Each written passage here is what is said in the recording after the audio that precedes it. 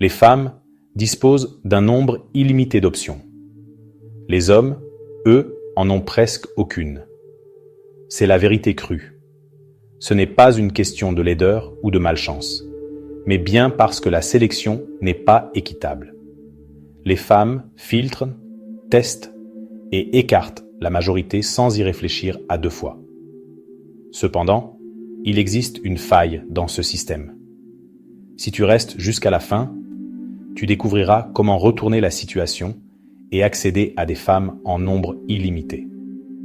Si tu es nouveau sur cette chaîne, abonne-toi et reste jusqu'à la fin de la vidéo. Profites-en aussi pour liker, partager et apprécier le contenu. Et dans les commentaires de cette vidéo, je vous ai laissé un guide ultime sur l'art de parler aux femmes. Dans ce fameux guide, vous trouverez tout ce qu'il vous faut afin de maîtriser l'art de parler aux femmes. Permets-moi de commencer par quelque chose que personne n'ose te dire. Il n'y a aucune démocratie dans l'attraction. Il n'y en a jamais eu.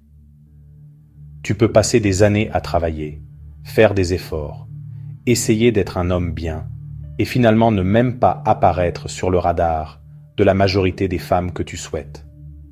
En revanche, un seul homme doté d'un certain type de présence, avec une validation sociale minimale, peut ouvrir des portes qui te semblent être des murs d'acier.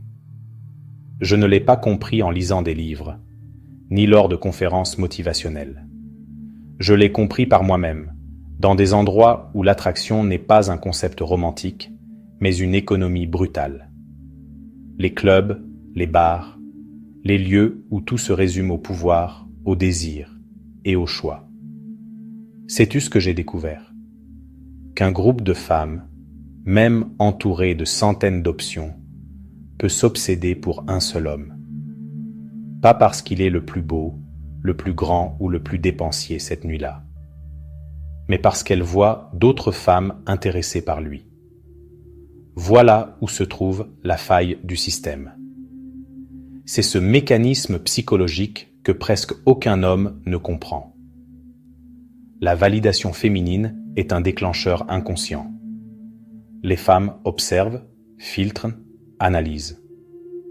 Elles ne veulent pas risquer leur temps, leur corps ou leur réputation avec n'importe qui. Alors, elles utilisent des raccourcis psychologiques. L'un d'eux est simple. Si d'autres femmes le désirent déjà, c'est qu'il a quelque chose qui vaut la peine. C'est la logique cachée. Elles ne le disent pas, ne le reconnaissent pas, mais elles l'appliquent au quotidien. Et c'est là que le problème commence. Pendant que tu luttes comme un loup solitaire, certains hommes apprennent à se déplacer en meute, à projeter une valeur sociale, et finissent par obtenir ce qui semblait impossible. Ce n'est pas que la femme soit cruelle ou superficielle, c'est une question purement biologique et psychologique. Pendant des millions d'années, les femelles humaines ont dû choisir le meilleur compagnon possible, car leur survie en dépendait. L'instinct est toujours là, déguisé sous des discours modernes d'égalité et d'amour libre. Mais le code biologique est plus fort que n'importe quelle idéologie. C'est ici que je veux que tu ouvres les yeux. La plupart des hommes vivent dans l'ignorance, croyant que les règles du jeu sont nobles et justes. Elles ne le sont pas. C'est un marché où la perception vaut plus que la réalité. Un homme avec une aura de désirabilité, même s'il n'est ni riche ni physiquement impressionnant, peut avoir plus d'accès que quelqu'un avec des qualités mais sans reconnaissance sociale. Crois-moi, les femmes ne choisissent pas seulement un homme, elles choisissent ce qu'il représente dans le groupe. C'est pourquoi tant d'hommes ordinaires échouent et deviennent amers, pensant qu'il suffit d'être une bonne personne, de payer le dîner ou d'essayer d'être poli. La vérité, c'est qu'elles ne regardent pas uniquement ce que tu fais avec elles, mais aussi comment les autres te perçoivent. Voici la partie la plus dure. Si personne ne te valide, si personne ne parle de toi, si tu ne projettes pas de valeur socialement, tu deviens invisible. Et être invisible pour un homme, c'est la pire des fins. Ce n'est pas un hasard si Machiavel parlait du pouvoir comme d'un jeu de perception. Le prince n'avait pas besoin d'être aimé de tous, mais il devait projeter force et respect. Applique cela à l'attraction. Tu n'as pas à conquérir chaque femme individuellement, tu dois apprendre à projeter cette valeur qu'elle détecte en quelques secondes. C'est le premier pas vers un accès illimité aux options féminines. Et voici ce qui dérange. La plupart ne feront jamais ce pas. Ils resteront à se plaindre, à blâmer le hasard ou la chance. Mais les rares qui décident de voir le jeu tel qu'il est, plutôt que comme ils voudraient qu'il soit, découvrent qu'ils peuvent tordre les règles à leur avantage. Réfléchis à ceci. Que se passerait-il si tu cessais de mendier l'attention pour commencer à construire une aura qui attire l'attention sans la solliciter? Que se passerait-il si tu comprenais comment fonctionne l'esprit féminin en groupe et pas seulement en privé? C'est la différence entre être condamné à attendre et commencer à choisir. Et attention, je ne dis pas que c'est facile. Je dis que c'est possible. La faille existe. La plupart des hommes l'ignorent. Quelques-uns la saisissent. Et crois-moi, une fois que tu y entres, tu ne t'inquiètes plus jamais de la rareté. Ce n'est qu'un début. Ce qui vient est encore plus révélateur, car je te montrerai comment la biologie et la psychologie se conjuguent pour expliquer pourquoi elle ressent ce qu'elle ressent, sans pouvoir s'en empêcher. Avant d'aller plus loin, je te demande quelque chose d'important. Ce contenu n'est sponsorisé par personne d'autre que toi. Si tu apprécies ces vérités brutes, si tu sens enfin qu'on te parle en tant qu'homme, parle à un autre homme, directement, sans masque. Considère devenir membre de la chaîne. Ce n'est pas une faveur, c'est un investissement psychologique. En soutenant, tu fais partie d'un cercle restreint d'hommes qui refusent de vivre dans l'ignorance. Fais-le maintenant, car ce chemin ne fait que commencer. Écoute bien. Ce que je vais te dire maintenant est difficile, mais si tu l'assimiles, tu verras les femmes sous un autre jour à jamais. Derrière chaque sourire, derrière chaque mot doux, se cache un mécanisme biologique invisible mais implacable. Quand un homme entre dans un bar et voit une femme, son évaluation est simple et rapide. Est-ce qu'elle m'attire ou non? Mais quand une femme regarde un homme, son cerveau ne regarde pas uniquement son physique. Il décode les signaux, analyse sa posture, ses gestes, comment les autres le perçoivent. En quelques secondes, elle effectue un balayage inconscient qui décide si cet homme est un compagnon potentiel ou un rejet immédiat. Elle ne le fait pas pour jouer avec toi. C'est sa nature. Des millions d'années d'évolution ont programmé ce filtre. Un filtre qui n'est pas conçu pour être juste, mais pour choisir ce qui lui convient le mieux. C'est pourquoi je dis que l'attraction n'est pas un mystère romantique. C'est un code que l'on ne discute pas, on le déchiffre. Réfléchis-y. Pourquoi certaines caractéristiques se retrouvent dans toutes les cultures, quelle que soit la religion ou la langue? La proportion taille-hanche chez les femmes, le dos large et la mâchoire forte chez les hommes. Ce n'est pas un hasard, ce sont des signaux biologiques universels. Il en va de même pour la perception du statut et la validation sociale. Elle peut dire qu'elle aime les hommes simples, mais si dans une même pièce, un homme est entouré d'attention féminine et un autre passe inaperçu, vers qui son regard va-t-il se poser en premier? Toi et moi connaissons la réponse. Ce n'est pas par hypocrisie, mais parce que son instinct ne peut ignorer ces signaux. Cet instinct est plus puissant que la volonté consciente. Tu as sûrement déjà vu ça, des femmes qui prétendent ne pas vouloir d'un homme compliqué, mais finissent par courir après ceux qui les traitent avec indifférence. Pourquoi? Parce que leur cerveau ne se fie pas au discours, mais à des impulsions ancrées depuis la préhistoire. Voici ce que personne ne te dit. Quand tu comprends ce code, tu arrêtes de lutter contre lui. La plupart des hommes sont frustrés parce qu'ils se plaignent d'un système injuste sans apprendre à s'en servir. Mais les rares qui apprennent, qui savent projeter des signaux de valeur, n'ont pas besoin de supplier d'être remarqués. L'attention vient à eux d'elle-même. Ne te méprends pas. Ce n'est ni de la magie, ni de la superstition. C'est de la science appliquée à ta vie quotidienne. Les études en psychologie évolutive l'ont démontré à maintes reprises. Les femmes sont davantage attirées par des hommes que les autres hommes respectent, et que d'autres femmes ont déjà approuvé. Si tu comprends cette dynamique, tu peux te bâtir une image avantageuse, sans être le plus beau, ni le plus riche. C'est là que la partie machiavélique entre en jeu. Je ne parle pas de conspirer ou de manipuler comme dans un mauvais film. Je parle de penser comme un stratège. Machiavel comprenait que le pouvoir ne repose pas sur la bonté naïve, mais sur la perception, sur comment les autres te voient, sur ta capacité à contrôler la narration de ta présence. Tu remarques comme cela ressemble au jeu de la séduction. L'homme qui maîtrise ce code ne court pas après les femmes. Il les guide, les attire, les place dans son orbite sans jamais mendier. Parce que l'attraction est sociale, pas individuelle. Elle ne décide jamais seule, mais est influencée par ce qu'elle perçoit dans le groupe, par les signaux invisibles que ton comportement éveille. Je te le dis clairement, si tu es invisible aux yeux des autres, elle te percevra comme invisible. Si tu es vu comme quelqu'un de respecté, apprécié et de valeur, son cerveau l'enregistre comme un homme digne d'être convoité. C'est aussi brutal que cela. Alors, que penses-tu envoyer comme signaux en ce moment? Es-tu le type qui se fond dans la foule ou celui qui se déplace avec une présence, comme s'il savait quelque chose que les autres ignorent?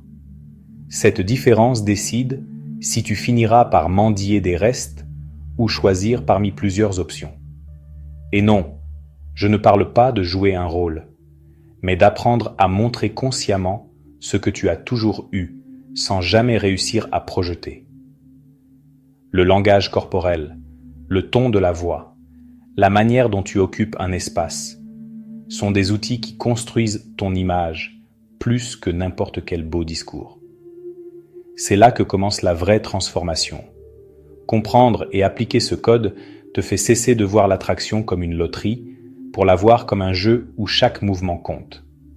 Dans ce jeu, les stratèges ont toujours un avantage. Retiens bien ceci. Les femmes ne cherchent pas la perfection, elles cherchent des signes de valeur. Et ces signes ne naissent pas spontanément, ils se construisent. Si tu ne le fais pas, quelqu'un d'autre le fera à ta place. C'est ce savoir qui sépare l'homme qui attend toujours d'être choisi, de celui qui devient la sélection. Et crois-moi, ce que je vais te révéler dans le prochain chapitre est encore plus décisif. Parce que si jusqu'ici tu as compris la biologie et l'instinct, la suite consiste à apprendre à manipuler la perception sociale comme une arme. C'est ce qui multiplie ton pouvoir d'attraction de manière apparemment injuste, mais tout à fait réelle. Prépare-toi, car c'est là que tout change radicalement. Pense à ça. Tu peux avoir la conversation, l'humour, même un certain niveau de confiance. Mais si les autres ne te valident pas, cette femme le percevra. Et pire, elle ressentira ce vide sans pouvoir l'exprimer avec des mots. Je te le répète, c'est là que tout bascule. L'attraction n'est pas individuelle, elle est sociale. Peu importe que toi et elle soyez seuls lors d'un rendez-vous, si avant ce moment il n'y a pas eu de signe que d'autres t'ont validé, respecté, reconnu, avec une certaine autorité, ta marge de manœuvre reste très limitée. Elle peut te sourire, t'écouter et te laisser parler pendant des heures, mais son instinct la maintiendra en alerte. C'est comme si son radar interne lui disait « Si personne ne le soutient, c'est qu'il manque quelque chose. » Je l'ai vu de mes propres yeux trop souvent. Des hommes avec des phrases préparées, des vêtements chers, même des voitures de luxe, mais qui marchaient seuls, sans cercle ni appui. Le résultat? Ils étaient perçus comme des poseurs, pas comme une réelle valeur. Pendant ce temps, un videur de club entouré de femmes souriantes, buvant de l'eau dans un verre en plastique, suscitait bien plus d'intérêt. Pourquoi? Parce que la validation sociale est un miroir qui amplifie ce que tu es déjà. Si les personnes autour de toi projettent que tu as de la valeur, elle y croira avant même de le vérifier. Et cette croyance change tout. Voici la partie machiavélique du jeu. Il ne suffit pas d'être valable. Il faut que les autres te voient comme tel. Machiavel n'a jamais parlé spécifiquement des femmes, mais il savait que le pouvoir dépendait de la perception collective, pas de l'essence individuelle. Il en va de même ici. Ce qu'elle voit n'est pas ton âme, mais la narration que les autres construisent à ton sujet. Alors comment appliquer cela si tu es un homme ordinaire, sans célébrité, sans fortune excessive, sans un immense réseau social? La réponse n'est pas de compliquer ta vie, mais d'adopter des stratégies, de t'entourer de personnes qui t'élèvent. Ton entourage parle pour toi avant même que tu ouvres la bouche. Montrer que tu es déjà approuvé par les femmes ne signifie pas fanfaronner, mais simplement laisser transparaître que tu ne vis pas dans la pénurie. Parler peu, mais projeter beaucoup. Celui qui entre dans un lieu sans crier, mais recevant salut et reconnaissance, restera toujours plus attirant que celui qui essaie d'attirer l'attention de tous. Ces détails forment ton image sociale, ta carte de visite avant même que tu parles. Voici ce qui est intéressant. Beaucoup pensent qu'ils ont besoin d'un coup de chance, d'un moment parfait, d'une phrase magique. Non, ce qu'ils doivent, c'est construire un contexte dans lequel leur présence a déjà du poids. Dans ce contexte, n'importe quelle phrase ou geste aura 10 fois plus d'impact. Je te donne un exemple clair. Imagine que tu abordes une femme lors d'une fête. Elle t'a déjà vu parler avec plusieurs personnes, sourire, être traitée avec respect. Quand tu lui dis quelque chose, son cerveau ne voit pas une phrase isolée, il reçoit le paquet complet. C'est quelqu'un que les autres valident, qui est recherché et qui a maintenant choisi elle. Ce n'est pas une simple phrase, c'est un coup psychologique. Je te propose un exercice. Réfléchis-y. Inscris en commentaire ce que tu en penses, car je veux savoir comment les hommes ici pensent. Selon toi, qu'est-ce qui marche le mieux pour entamer une conversation avec une femme dans ce contexte? A. Un compliment inattendu, bref et direct. B. Une question ouverte sur un sujet qui l'intéresse. Inscris A ou B en commentaire et explique ton choix. Je veux voir quelle approche l'emporte dans cette vidéo. Sûr de toi et qu'elle ne peut donc pas te sortir de sa tête. C'est cela, frère, qui fait la différence entre être juste un bon gars qu'on oublie et être l'homme qu'elle n'arrive pas à oublier. Voici une vérité inconfortable. Le désir féminin ne fleurit pas dans le confort, mais dans l'incertitude. Plus tu es prévisible, plus elle te rejette rapidement. Sais-tu pourquoi? Parce que la routine tue l'attraction. La certitude est bonne pour signer un contrat, mais mortelle pour le désir. Et c'est là que la vision machiavélique intervient. Machiavel ne parlait pas de séduction féminine, mais de pouvoir. Et n'oublie pas que la séduction est le pouvoir à son état pur. Il disait qu'il vaut mieux être craint que d'être aimé. Mais dans le cas des femmes, la clé réside dans un mélange. Pas la peur sous forme de violence, mais le respect mêlé à l'incertitude. C'est cet équilibre qui maintient une femme intéressée. Si tu réponds toujours immédiatement, dis oui à tous ses caprices et es toujours disponible, tu lui montres que tu es déjà à portée de main. Et dis-moi, quelle valeur peut avoir quelque chose dont on sait qu'on ne peut jamais perdre? Exactement, aucune. C'est pourquoi tu dois apprendre l'art de la distance calculée. Ce n'est pas disparaître comme un lâche, mais gérer ta présence comme un atout stratégique. Parfois, ton absence pèse plus que ta présence. Cette pause que tu crées entre les messages, cette décision de ne pas courir après elle à chaque appel, tout cela construit l'attention. Et l'attention nourrit le désir. Je le vois ainsi.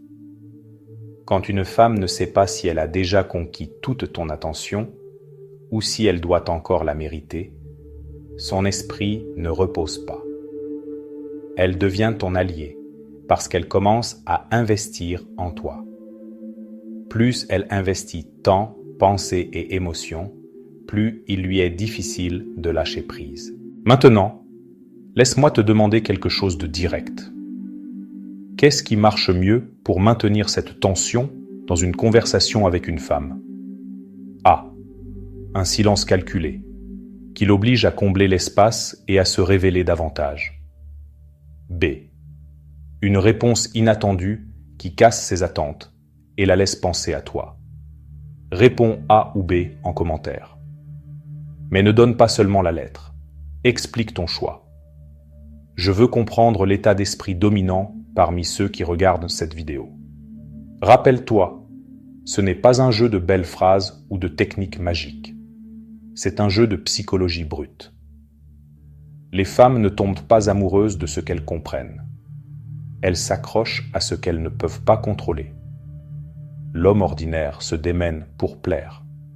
L'homme stratégique comprend que chaque mot, chaque silence, chaque apparition et disparition construit sa position dans son esprit.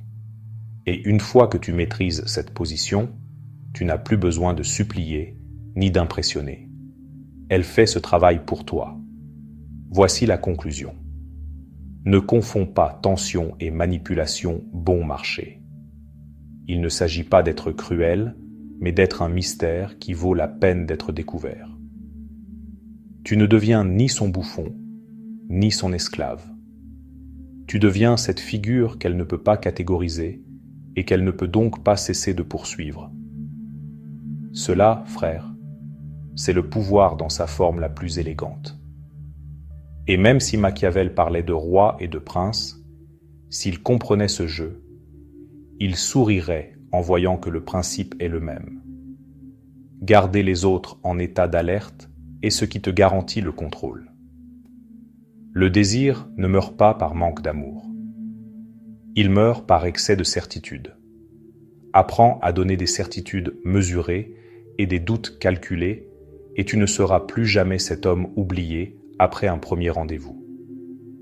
Le jeu avec les femmes n'est jamais équitable, mais il est clair pour celui qui sait observer. Si tu as appris quelque chose aujourd'hui, ne reste pas silencieux. Laisse dans les commentaires un conseil qui t'a aidé avec les femmes. Quelque chose qui pourrait ouvrir les yeux à un autre homme encore perdu. Au final, cette chaîne n'est pas seulement un espace de stratégie. C'est un lieu où chaque expérience compte. Et souviens-toi, le pouvoir ne se donne pas. Il se prend avec intelligence. Abonne-toi et nous nous retrouvons pour le prochain mouvement.